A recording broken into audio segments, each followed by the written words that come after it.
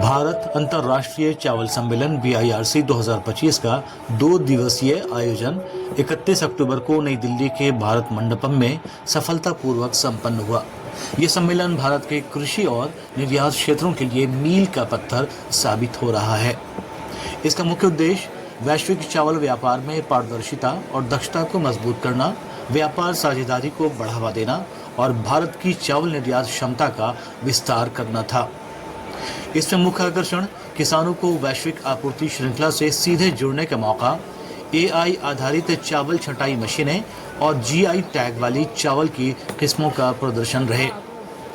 सम्मेलन के पहले दिन 3000 करोड़ रुपए से अधिक के समझौता ज्ञापन पर हस्ताक्षर किए गए। इनमें से केवल बिहार में GI टैग वाले चावल जैसे कतरनी चावल के लिए निजी कंपनियों के साथ 2200 करोड़ रुपए से। इसके अलावा भारतीय चावल कंपनियों और उनके भारतीय और विदेशी साझेदारों के बीच भी कई समझौता ज्ञापन पर हस्ताक्षर हुए। कृषि एवं प्रसंस्कृत खाद्य उत्पाद निर्यात विकास प्राधिकरण यानी एपिडा वाणिज्य और उद्योग मंत्रालय, भारत सरकार के संस्थागत सहयोग से आयोजित होने वाले इस सम्मेलन ने वैश्विक खरीदारों, निर्यातकों, नीति निर्माताओं और प्रौद्योगिकी नेताओं को एक प्लेटफॉर्म पर ला दिया, जहां भारत के चावल व्यापार और कृषि नवाचार के भविष्य पर विचार विमर्श किया गया। कार्यक्रम का शुभारंभ भारत की पहली AI आधारित चावल छटाई प्रणाली यानी AI based rice sorting system के लाइव लॉन्च से हुआ। उद्घाटन सत्र में चावल उत्पादन में दक्षता, परिशुद्धता और गुणवत्ता बढ़ाने वाली उन्नत मशीनरी और प्रसंस्करण तकनीकें भी प्रदर्शित की गईं। सम्मेलन के पहले दिन 7800 से अधिक प्रतिभागियों ने भारत और अन्य देशों से हिस्सा लिया। वाणिज्य मंत्रालय के सहयोग से आयोजित इस सम्मेलन में कम से कम 80 देशों के प्रतिनिधियों ने भाग लिया। भारतीय राइस एक्सपोर्ट्स फेडरेशन IREF के राष्ट्रीय अध्यक्ष डॉक्टर प्रेम गर्ग ने कहा, किसान भारत अंतर्राष्ट्रीय चावल सम्मेलन की कहानी के केंद्र में है। AI संचालित छंटाई और परिशुद्ध प्रसंस्करण जैसी तकनीकों के साथ हम कृषि उत्कृष्टता के नए युग में प्रवेश कर रहे हैं। BIRC 2025 नवाचार, व्यापार और स्थिरता का ऐसा मंच है जो एक गौरवशाली और समृद्ध भारत का निर्माण करेगा।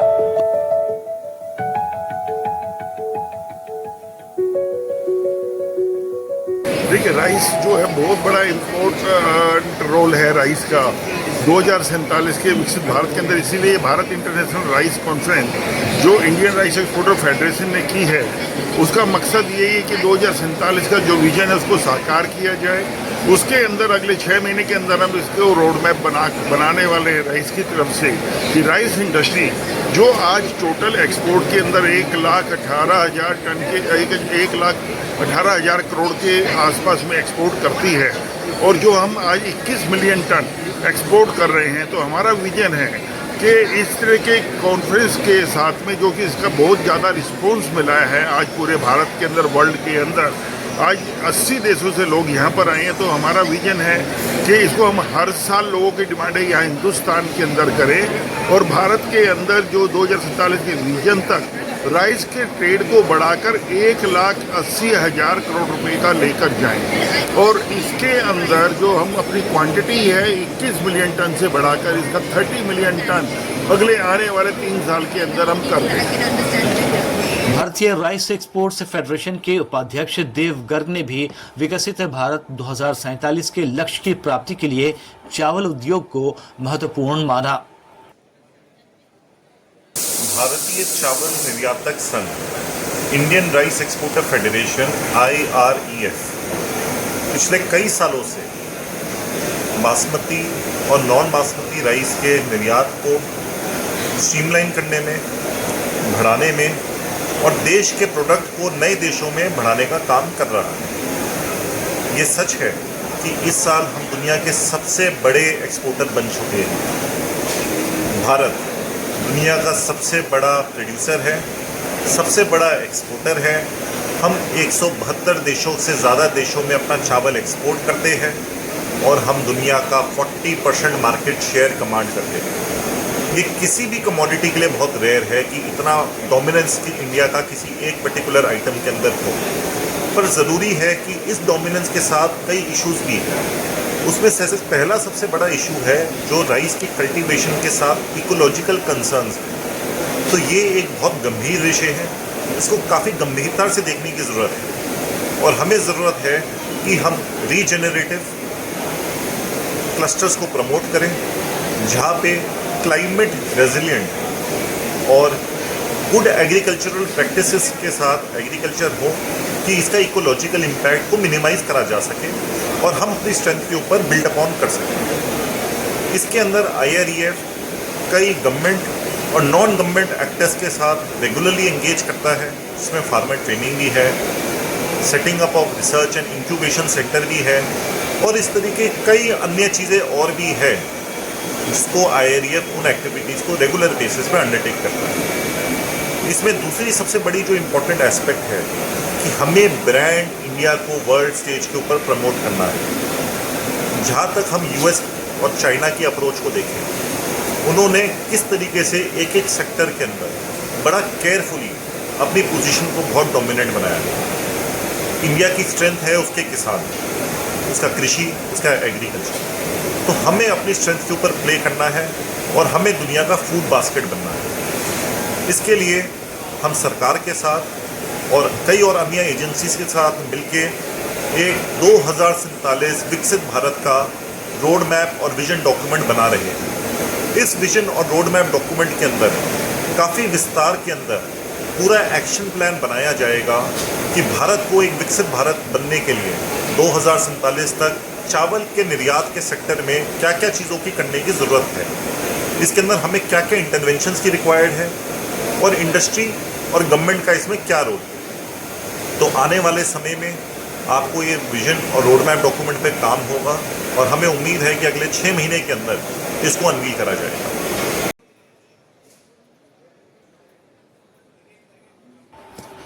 एपीडा का प्रतिनिधित्व कर रहे डॉक्टर तरुण बजाज ने कहा कि भारत न केवल निर्यात मात्रा में अग्रणी है बल्कि गुणवत्ता मानकों के मामले में भी वैश्विक मानकों के अनुरूप है। उन्होंने बताया कि भारत सालाना 21 मिलियन मीट्रिक टन से अधिक चावल का निर्यात करता है। भारत की समृद्ध चावल परंपरा में उत्कृष्ट योगदान के लिए देश भर के कई विशिष्ट किसानों को सम्मानित किया गया, जिनमें पश्चिम बंगाल के आनंद मलिक, उड़ीसा के सुरेंद्र मास्ती, उत्तर प्रदेश के मंजुल प्रताप सिंह और अजय सिंह, जम्मू कश्मीर के जफर अहमद भट्ट, मणिपुर के खांगनबम शामुसबा सिंह, असम के महान चंद्र बोरा और बिहार के सुबोध चौधरी समेत दूसरे किसान शामिल थे। सर, मैं मनीष, मैं बिहार भागलपुर से हूँ और हमारा राइस है कतरनी राइस, जो बिहार की पहचान है, बिहार की आन है, बिहार की शान है।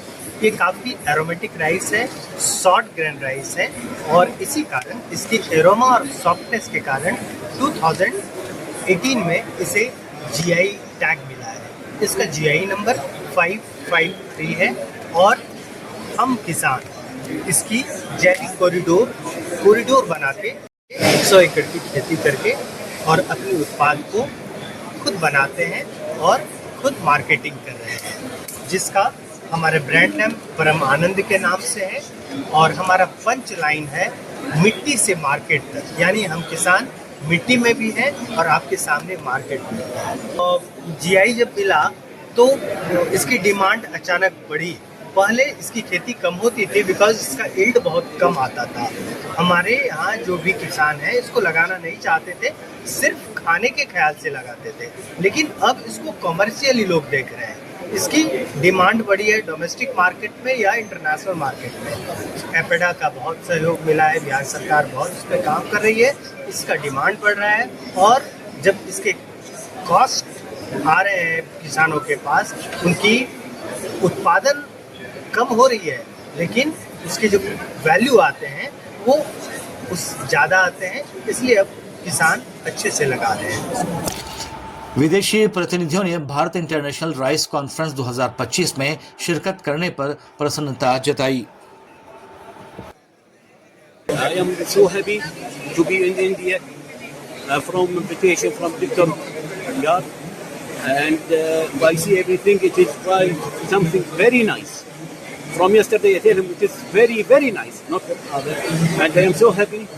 And we start to work to make more orders from rice, and we make for our customers and for what we have, same for GCC all, about through our company, more big quantities from the rice from Dictor.